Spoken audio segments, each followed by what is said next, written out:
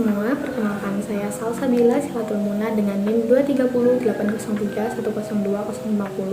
Saya dari Prodi D3 Administrasi Keuangan, kelas Sekuritas dan Portofolio B. Nah, di sini saya akan menjelaskan mengenai capital market efisiensi atau pasar modal efisien.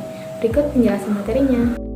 Nah, selanjutnya di sini ada pengertian mengenai pasar modal efisien. Nah, pasar modal efisien sendiri itu adalah pasar di mana harga saham perusahaan itu mencerminkan informasi yang relevan tentang perusahaan tersebut dan pemodal atau investor dapat memperoleh informasi dari perusahaan dengan cepat, mudah, serta murah. Nah, pada pasar modal efisien ini harga saham perusahaan itu sangat fluktuatif, tergantung informasi baru yang akan diperoleh, dan hal ini tuh akan memungkinkan investor tidak dapat memperoleh imbalan abnormal karena sulit untuk diprediksi.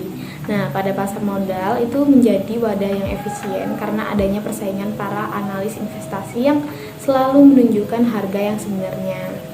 Nah, selanjutnya di sini ada alasan mengapa disebutkan pasar yang efisien dan tidak efisien. Nah, berikut ini terdapat beberapa kondisi yang harus terpenuhi untuk tercapainya pasar yang efisien. Antara lain, yang pertama, ada banyak investor yang rasional dan berusaha untuk memaksimalkan profitnya.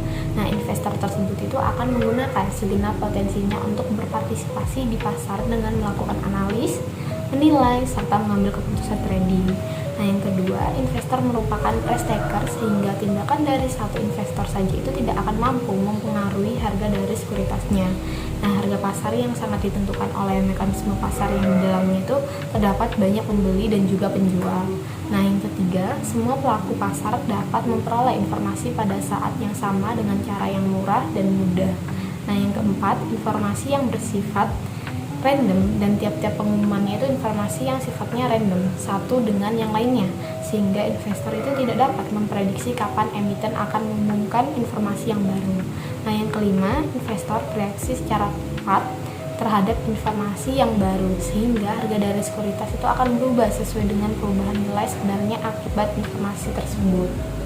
Nah, sebaliknya, pasar itu dikatakan tidak efisien jika kondisi-kondisi berikut ini terjadi, yaitu yang pertama, terdapat sejumlah kecil pelaku pasar yang dapat mempengaruhi harga dari sekuritasnya sendiri.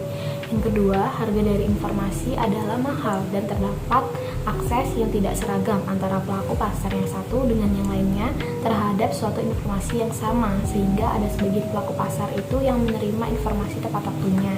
Nah, sebagian lagi itu menerima informasi dengan terlambat dan sisanya mungkin tidak menerima informasi sama sekali. Nah, kondisi ini juga disebut sebagai penyebaran informasi yang tidak simetris atau information asymmetric. Nah, yang ketiga, informasi yang disebarkan itu dapat diprediksi dengan baik oleh sebagian dari pelaku pasar. Yang keempat, investor adalah individual yang lugas atau naif investor dan tidak canggih atau unsophisticated investor. Selanjutnya di sini ada bentuk-bentuk pasar efisien. Yang pertama, pasar efisien bentuk lemah atau weak form adalah suatu pasar modal di mana harga saham sekarang itu merefleksikan semua informasi historis seperti harga dan volume perdagangan di masa lalu. Nah, lebih lanjutnya, informasi ini di masa lalu itu dihubungkan dengan harga saham untuk membantu menentukan harga saham yang di sekarang. Banyak investor juga yang meyakini informasi seperti ini karena mereka yakin jika harga suatu saham itu mulai bergerak naik, maka harga saham tersebut bergerak naik untuk suatu jangka waktu tertentu dan mengembangkan suatu momentum. Yang kedua, ada pasar efisien bentuk setengah kuat atau semi strong. Pasar efisien bentuk setengah kuat adalah pasar di mana harga saham pada pasar modal menggambarkan semua informasi yang dipublikasikan seperti earning, dividen, pengumuman stock split, penerbitan saham baru, dan kesulitan keuangan yang dialami oleh perusahaan sampai ke masyarakat keuangannya. Nah, tujuannya adalah untuk meminimalkan ketidaktahuan mengenai operasi perusahaan dan dimaksudkan untuk menjelaskan dan menggambarkan kebenaran nilai dari suatu efek yang telah dikeluarkan oleh suatu institusi. Jadi, semua informasi yang relevan dipublikasikan menggambarkan harga saham yang relevan. Jadi dapat disimpulkan dalam pasar efisien bentuk setengah kuat ini, investor tidak dapat berharap akan mendapatkan abnormal return jika strategi yang dilakukan hanya didasari oleh informasi yang telah dipublikasikan. Yang ketiga, pasar efisien bentuk kuat atau strong form. Pasar modal yang efisien dalam bentuk kuat merupakan tingkat efisien pasar yang tinggi. Konsep pasar yang tertinggi. Nah, konsep pasar yang efisien bentuk kuat ini mengandung arti bahwa semua informasi direfleksikan dalam harga saham, baik dari informasi yang dipublikasikan maupun informasi yang tidak dipublikasikan atau private information. Sehingga dalam pasar bentuk ini tidak akan ada seorang investor pun yang bisa memperoleh abnormal return. Contoh informasi riset adalah hasil riset yang diterbitkan sendiri oleh unit kerja riset yang ada dalam perusahaan atau dibeli dari lembaga riset lainnya.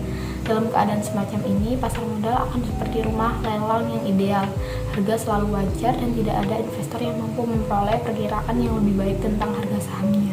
Nah, selanjutnya di sini ada pengertian dari hipotesis pasar efisien atau efisien market hypothesis, merupakan konsep penting dalam sejarah perkembangan teori keuangan yang secara luas diterima semenjak pada akhir tahun 1950-an dan di awal tahun 1960-an dalam tema Theory of Random Walks pada literatur keuangan dan Rational Expectation Theory dalam literatur ekonomi.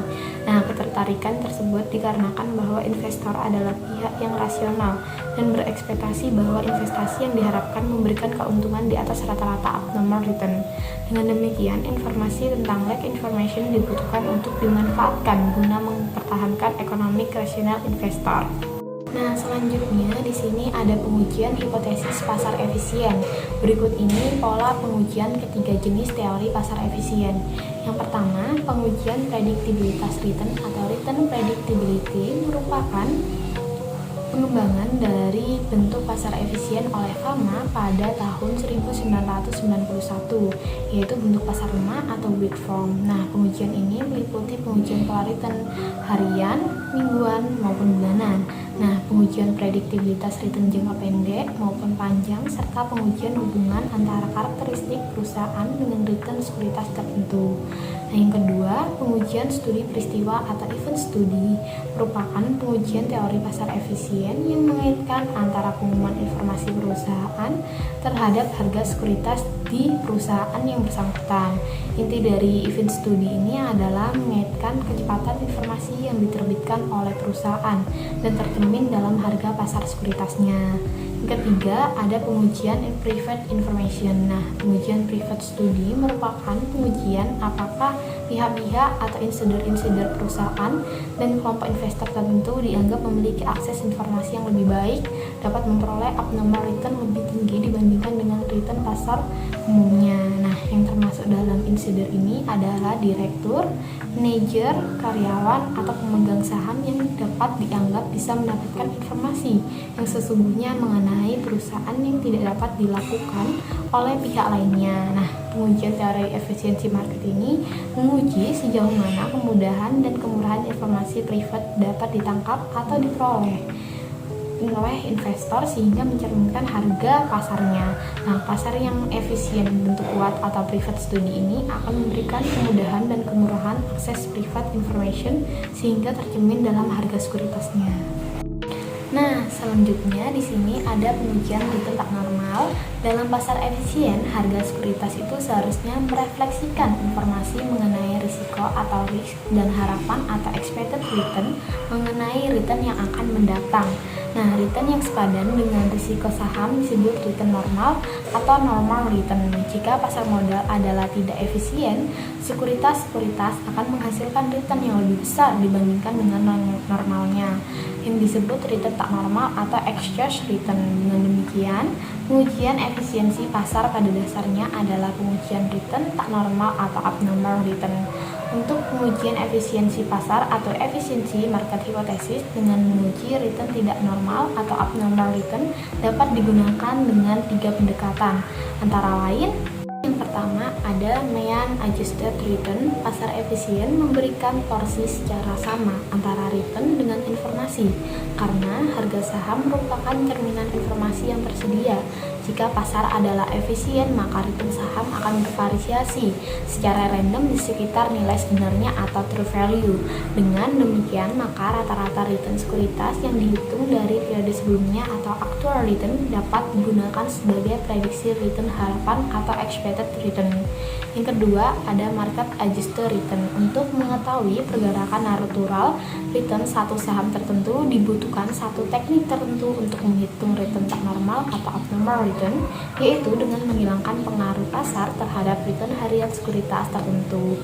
Jika hal itu yang dimaksud, maka return tak normal dihitung dengan mengurangkan return pasar pada hari T dari return saham tertentu. Nah, yang ketiga ada market modal return. Metode ini merupakan metode menghitung hubungan return sekuritas dengan return pasar, yaitu dengan meregas antara return sekuritas tertentu yang menghendaki dengan return pasar atau market return. Sekian pemaparan materi tentang capital market efficiency atau pasar modal efisien. Wassalamualaikum warahmatullahi wabarakatuh.